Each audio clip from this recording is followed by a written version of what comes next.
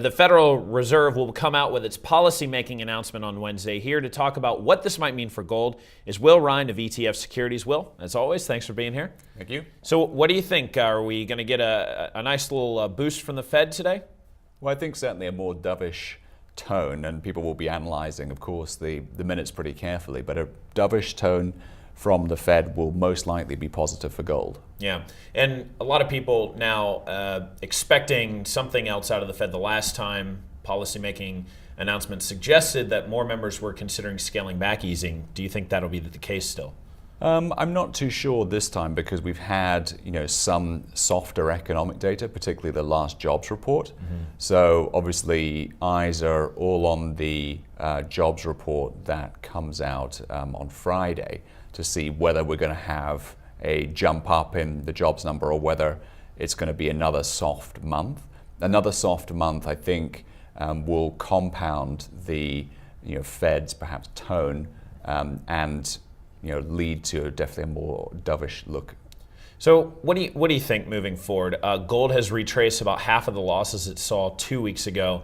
Why has it already done that? Well, the main reason for it is there's been a huge surge in physical demand for gold. So we saw a very steep sell-off, obviously, in the price. But once the price level had stabilized, we saw a feeding frenzy from physical buyers around the world looking to get in on the reduced gold price action. And really that physical buying manifesting itself from China, from India, from other countries has really supported gold and moved it up from its lows we saw last week. So do you see gold moving up higher into the second quarter, or the second quarter past that into the second half of the year?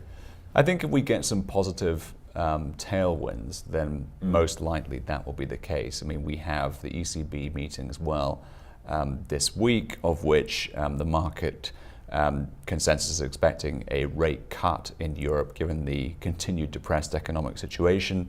That will most likely be a positive thing for gold. We have the Japanese still printing money pretty aggressively. Maybe another dovish tone coming out of the Fed, being more positive for gold, plus this sort of backdrop of physical buying, I think is supportive for gold right now. All right, Will, as always, thank you so much. Thank you. I'm Joe Deaux, The Street.